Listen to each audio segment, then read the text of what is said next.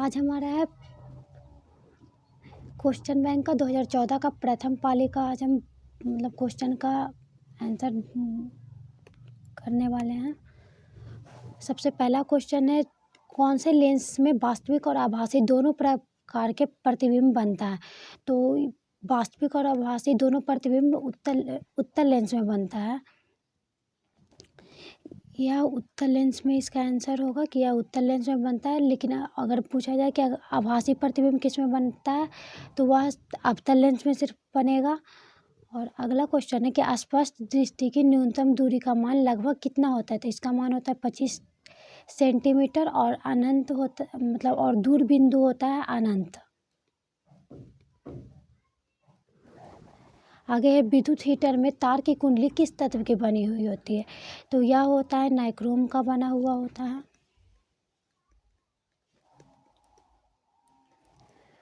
चौथा क्वेश्चन है, बायोगैस का मुख्य घटक कौन है? तो बायोगैस का मुख्य घटक मीथेन होता है और यह बायोगैस में लगभग 75% होता है।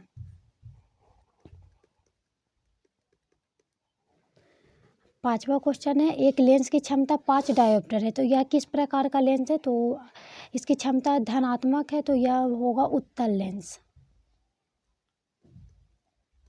और ऋणात्मक होगा तो उसका, अगर किसी भी लेंस का क्षमता ऋणात्मक में आएगा तो वह अवतल लेंस होगा, क्योंकि उत्तल लेंस का जो फोकस होता है वह धनात्मक होता है और अवतल लेंस की ऋणात्मक होता है। अगला है हमारा छठा क्वेश्चन कि किसी उत्तल लेंस द्वारा वस्तु का आभासी एवं आवर्धित प्रतिबिंब बनाने हेतु वस्तु की स्थिति कहाँ होनी चाहिए?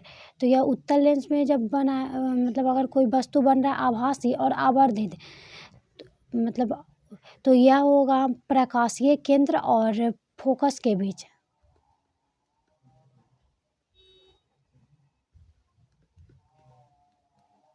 और फोकस के बीच ही अगर कोई वस्तु रहेगा तभी उसका जो प्रतिबिंब होगा वह उत्तल लेंस में आभासी और आवर्धित बनेगा। सातवां क्वेश्चन है, विद्युत धारा की प्रबलता की परिभाषा दें। तो जब विद्युत धारा किसी परिपथ में सबसे अधिकतम प्रवाहित होने लगती है तो उसे उसकी प्रबलता कहते हैं। तो जब भी विद्युत धारा का मान अधिक होगा तो उसे विद्युत धारा की प्रबलता हम बोलेंगे।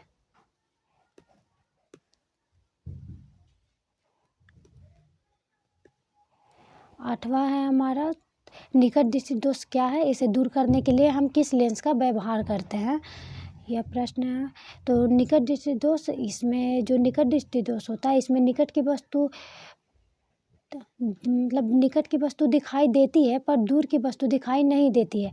और इसे दूर करने के लिए अवतल लेंस का प्रयोग किया जाता है, क्योंकि जो अवतल लेंस होता है वह किरणों को फैला देता है और यह रेटिना पे बनने लगता है।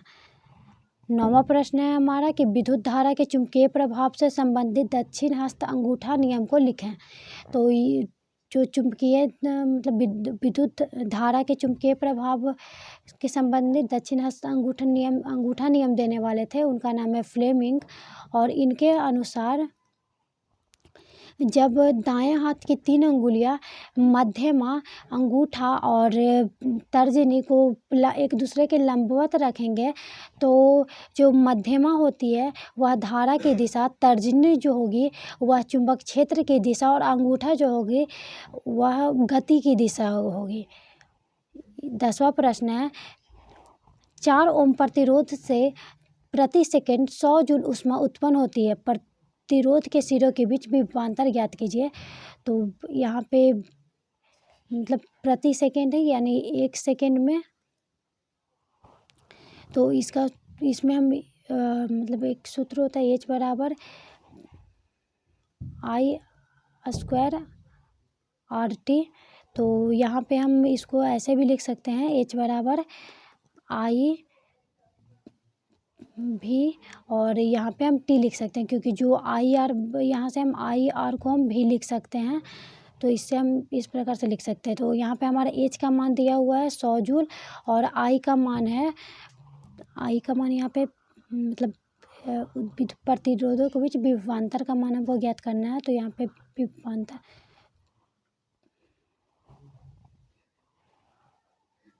इसका फॉर्मूला H बराबर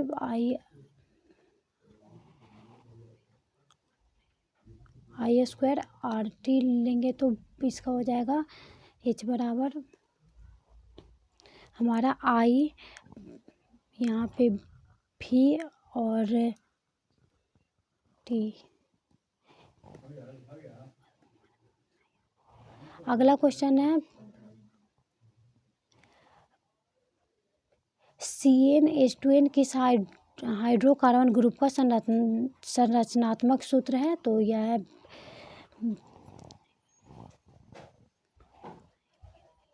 एल्किन मतलब इसका होगा एल्किन, क्योंकि एल्किन का ही संरचना सूत्र होता है CnH2n। और 12वां क्वेश्चन है CH3Cl का IUPAC नाम क्या होगा। तो इसका होगा क्लोरोमेथेन।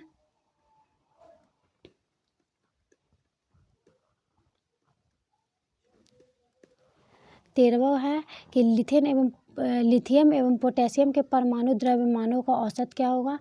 तो इसका औसत हो जाएगा, इसका परमाणु द्रव्यमान लगभग लिथियम का जैसे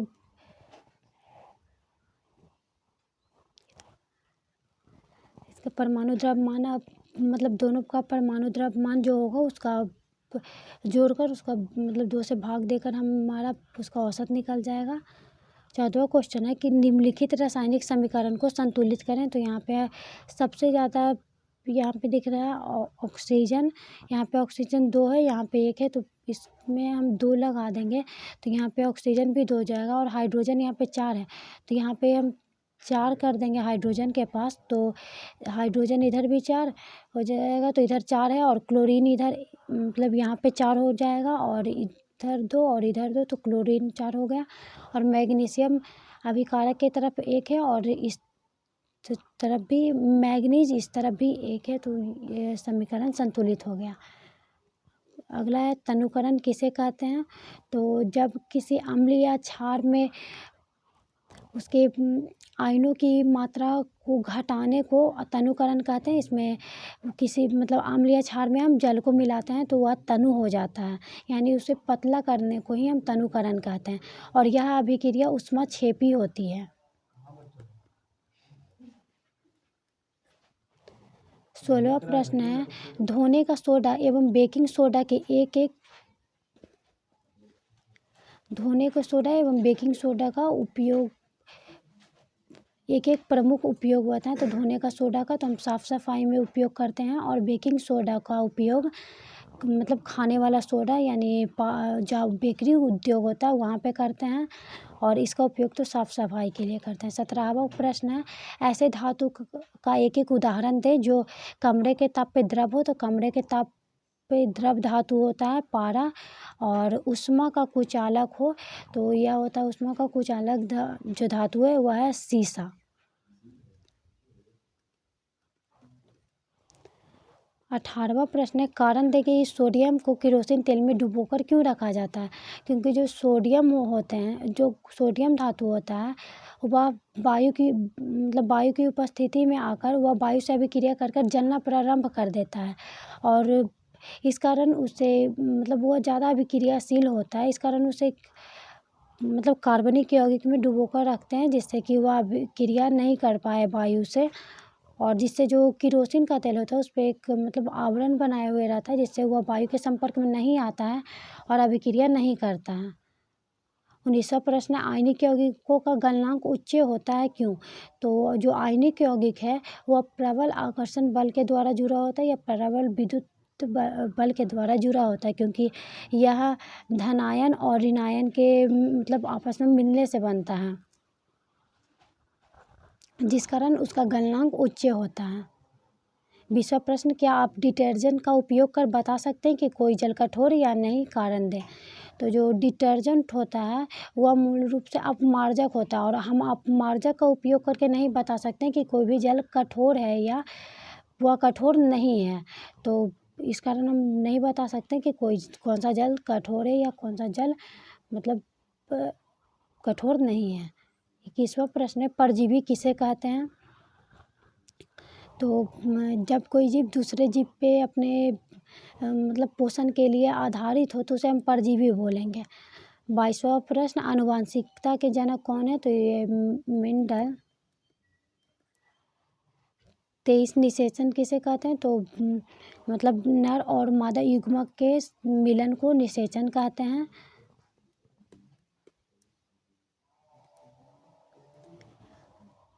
आगे है, मानव निर्मित किसी एक जैव निम्नीकरणीय पदार्थ का नाम लिखें। तो यह जैसे इसमें मानव निर्मित कोई जैव निम्नीकरणीय पदार्थ है तो इसका एग्जाम्पल में हो जाएगा कागज। 25वां, रक्त किस तरह का उत्तक है? तो यह है तरल संयोजी उत्तक।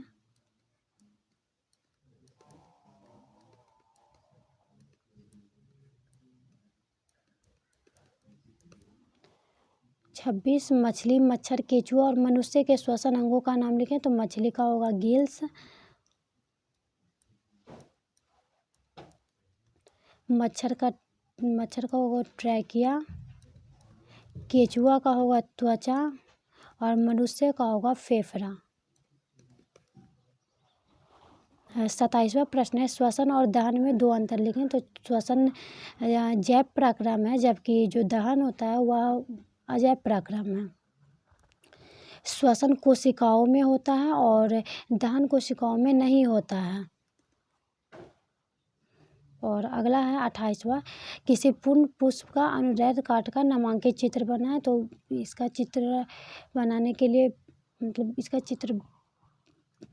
बनाने के लिए आप देख लें। 29वां है, अमीबा में पोषण की प्रक्रिया को चित्र के साथ समझाए। तो इसका पोषण की प्रक्रिया, सबसे पहले कोई अमीबा होता है वह किसी भी खाद्य पदार्थ कोई खाद्य पदार्थ को घेरने के लिए सबसे पहले वह उत्पाद का निर्माण करता है और वह धीरे धीरे खाद्य पदार्थ को अपने अंदर ले लेता है और फिर लास्ट में उसका पोषण करके उससे उस खाद्य पदार्थ को शरीर से बाहर कर देता है।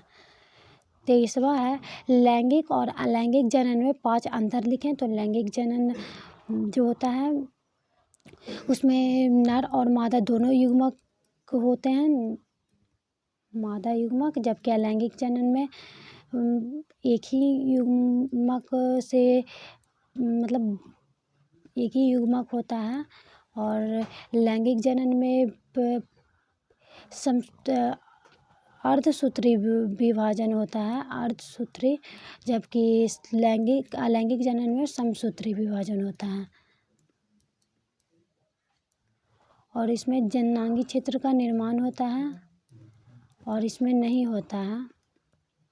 जैसे मनुष्यों में लैंगिक जनन होता है और अलैंगिक जनन जैसे बहुत सारे जैसे जीव है, जैसे अमीबा, एक कोशिकीय जीव में लगभग अलैंगिक जनन होगा और बहुकोशिकीय जीवों में लैंगिक जनन होगा। उसके बाद है हमारे यहाँ पे ऑब्जेक्टिव प्रश्न। इसमें सबसे पहला है, विद्युत चुंबक बनाने के लिए प्रायः किस पदार्थ के क्षण चुंबक का उपयोग होता है? तो यह नरम लोहा। हमारे घरों में जो विद्युत आपूर्ति की जाती है वह है 220 वोल्ट और प्रत्यावर्ती धारा। किसी वस्तु की प्रतिबिंब आँख के जिस भाग पर बनता है वह है रेटिना। उसके बाद हमारा है चौथा प्रश्न, एक स्वस्थ आँख के लिए दूर बिंदु होता है अनंत। पांचवा प्रश्न, जीवाश्म ईंधन की ऊर्जा का वास्तविक स्रोत है। तो जीवाश्म ईंधन की ऊर्जा का वास्तविक स्रोत हो जाएगा हमारा यहाँ पे सूर्य। विद्युत चुंबक प्रेरण की खोज किसने की? तो यह है फैराडे। जो नेत्र निकट स्थित वस्तु को साफ नहीं देख सकता है उस नेत्र में होता है दूरदृष्टि दोष। समीकरण CaCO3 उष्मा के द्वारा CaO + CO2 किस प्रकार का समीकरण है? तो यह वियोजन अभिक्रिया का समीकरण है। 9वां, शाक सब्जियों का विघटन होकर कंपोस्ट बनना किस प्रकार की अभिक्रिया? ऊष्माक्षेपीय अभिक्रिया है यह। उसके बाद है 10वां प्रश्न कि निम्नलिखित में कौन विजातीय यौगिक है? तो यहाँ पे चूना पत्थर, खरिया, संगमरमर, प्लास्टर ऑफ पेरिस जो होता है वो विजातीय यौगिक है। बाकी सभी का सूत्र एक ही होगा, CaCO3। आगे है, निम्नलिखित में pH का कौन सा मान क्षारक विलयन का मान देता है? तो क्षारक विलयन का मान यहाँ पे 7 से अधिक वाला होगा तो यह होगा 13। और 12वां प्रश्न है, कौन सा धातु कमरे के ताप पर द्रव होता है? धातु बोल रहा है तो वह है ब्रोमीन, धातु बोलता है तो वह होता है पारा। 12वां प्रश्न है, सीसा और टीन के मिश्र धातु को क्या कहते हैं? तो सीसा और टीन के जो भी मिश्र धातु होगा उसे सोल्डर कहते हैं। और उसके बाद है 14वां प्रश्न, ऑक्सीजन के 2 परमाणुओं के बीच कितने अबंध बनते हैं? तो ऑक्सीजन के परमाणुओं के बीच 2 अबंध, हाइड्रोजन में 1 अबंध और नाइट्रोजन में 3 अबंध बनते हैं। 15वां प्रश्न, निम्नलिखित में से किसे आप उपभोक्ता की श्रेणी में रखेंगे? तो उपभोक्ता की श्रेणी में हम यहाँ पे जंगली जानवरों को रखेंगे। उसके बाद है अगला प्रश्न, कवक में पोषण की कौन सी विधि है? तो कवक में होगा मृतजीवी, क्योंकि यह मृत जीवों से अपना पोषण प्राप्त करता है। और 17वां प्रश्न है, मुकुलन द्वारा प्रजनन किसमें होता है? तो यह होता है ईस्ट में। 18वां प्रश्न, मानव में डायलिसिस थैली कौन सी है? तो डायलिसिस थैली है नेफ्रॉन। 19वां, पुष्पीय पौधों में लैंगिक जनन किसके द्वारा होता है? तो यह होता है फूलों के द्वारा। निम्नलिखित में कौन 20वां प्रश्न, निम्न में से कौन एक जैविक प्रक्रम द्वारा अपघटित होने वाला पदार्थ है? तो वह है सूखे घास पत्ते, क्योंकि यह आसानी से जैविक प्रक्रम द्वारा अपघटित हो जाएगा, लेकिन पॉलीथीन, रबर, प्लास्टिक की बोतलें ये सब जैविक प्रक्रम द्वारा अपघटित नहीं होगा।